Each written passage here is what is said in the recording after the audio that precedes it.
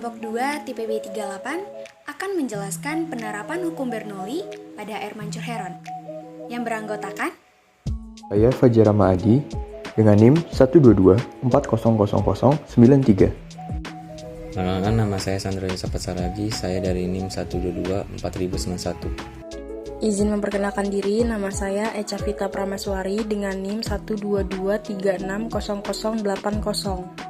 Perkenalkan, nama saya Nurul Mufida dengan NIM 122360081.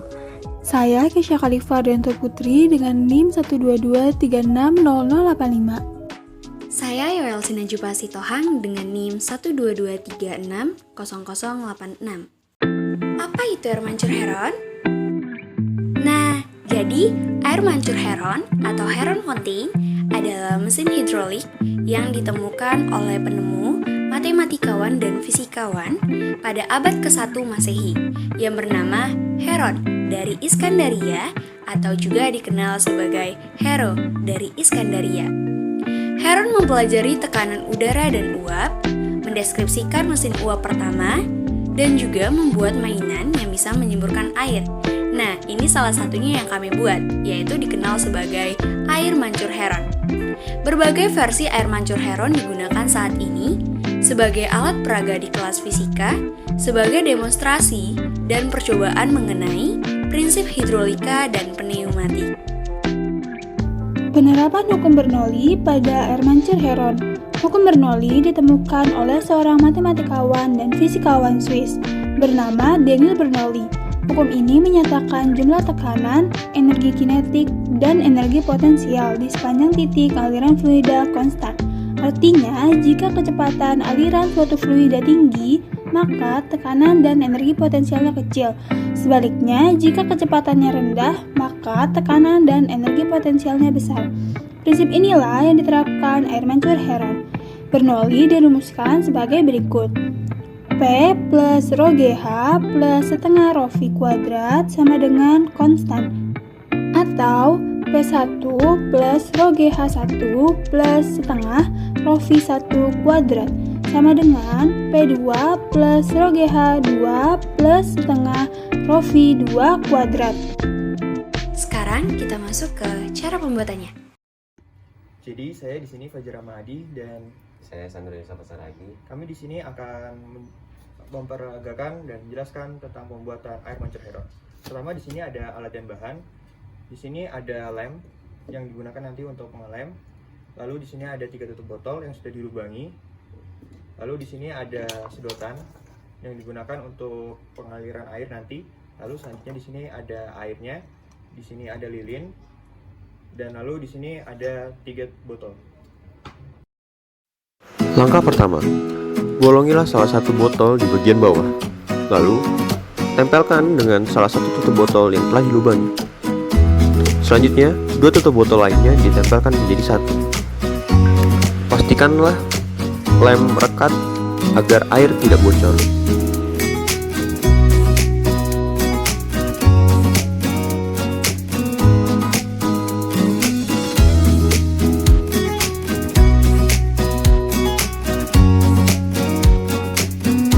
Tahap kedua, gabungkanlah sedotan-sedotan yang telah disiapkan. Lalu, tahap ketiga, potonglah sekitar 1/4 bagian atas salah satu botol untuk dijadikan corong nantinya.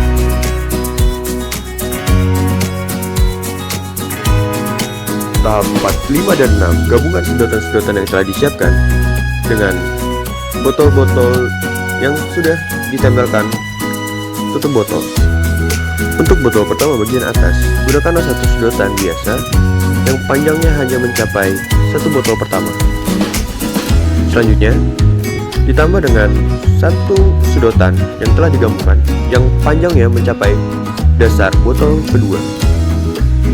Untuk botol kedua, selain sedotan yang panjangnya mencapai dasar botol kedua, gunakanlah sedotan yang panjangnya mencapai 3/4 botol pertama dan 1/4 botol kedua.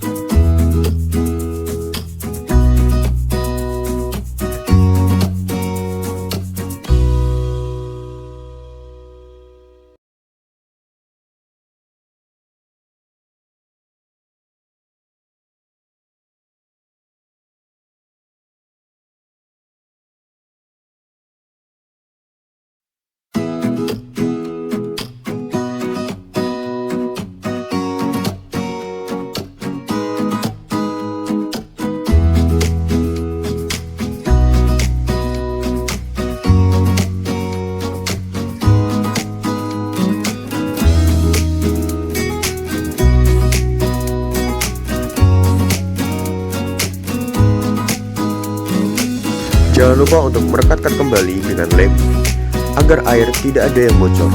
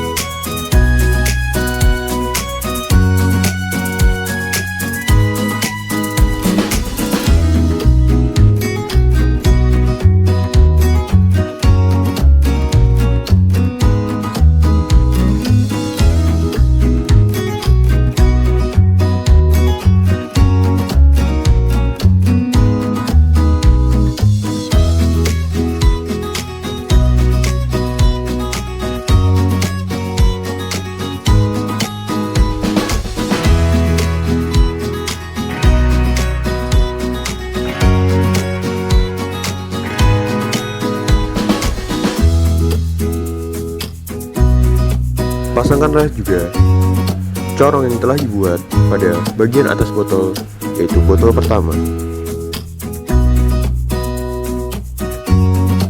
Selanjutnya adalah tahap uji coba.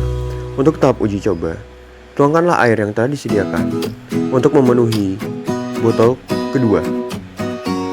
Setelah botol kedua penuh, baliklah botol agar mengalir ke botol pertama atau botol bagian atas. Tunggulah botol bagian bawah untuk memenuhi botol bagian atas hingga airnya penuh.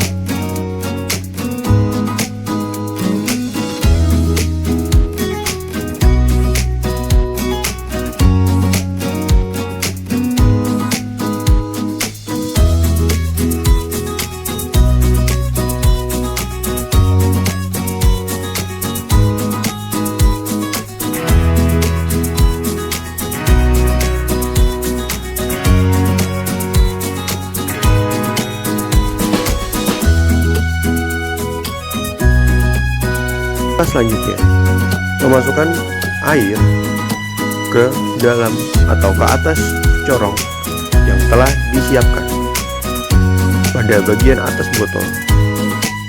Percobaan akan berhasil ketika air yang telah dituangkan dari corong berhasil memompa air yang ada di botol atas untuk keluar dan membentuk air mancur. Hal ini dapat terjadi karena air yang kita tuang kepada corong akan mengalir. Konsep tadi bisa terjadi karena saat air yang berada di tengah sudah terisi dengan penuh dan ditambahkan air dari atas mengalir ke bawah. Air yang dari atas mengalir ke bawah itu akan memakan ruang. Maka dari itu, ruang udara yang sudah ada di bawah itu akan terdorong ke atas, lalu mendorong air yang berada di tengah untuk mengalir ke atas dan akhirnya membentuk air mancur. Konsep itu berulang selagi masih ada air yang berada di corong untuk mendorong air untuk ke bawah dan mendorong udara naik ke atas. Cara kerja pada air mancur heron. Awalnya, tekanan pada wadah B dan wadah Y sama dengan tekanan atmosfer setelah wadah A diisi air. Air akan mengalir di wadah C yang dimana memberi tekanan tambahan pada wadah C, sehingga jumlah udara di wadah C mengalir melalui sedotan menuju wadah B. Hal itu membuat air pada wadah B naik melalui sedotan yang menghubungkannya dengan wadah A, lalu dipancurkan. Tekanan hidrostatis pada wadah B bagian atas tetap sama dengan tekanan awal, jadi tekanan air yang dipancurkan sama dengan tekanan wadah C dan wadah B. Semakin cepat air yang dialirkan melalui sedotan antara wadah A dan wadah B, maka sama semakin tinggi pancuran airnya. Keunikan dari Heron Fountain. Yang pertama, bahan dan alat yang sederhana jadi mudah untuk kita dapatkan. Yang kedua, dapat beroperasi tanpa bantuan tenaga listrik. Yang ketiga, penerapan yang mudah dan juga sederhana. Yang keempat, air mancur akan berhenti jika air di botol sudah habis. Kelemahan dari Heron Fountain. 1. Kurang efektif. 2. Tidak dapat bertahan lama. 3. Mudah rusak karena termakan oleh waktu. 4. mudah bocor saat digunakan. Saran dan pengembangan. Berdasarkan hasil penelitian air mancur heron ini mudah untuk dibuat dan juga bisa menggunakan barang yang sudah tidak terpakai di sekitar kita, serta biaya yang dikeluarkan tidak banyak. Saran untuk alat air mancur heron ini, pada saat pembuatan alat ini harus lebih teliti lagi dalam pemberian lem agar tidak ada udara yang masuk dan tidak mudah bocor saat digunakan. Jadi sekian video penjelasan dari kelompok kami mengenai penerapan hukum Bernoulli pada air mancur heron. Semoga video kami dapat bermanfaat buat semuanya. Terima kasih.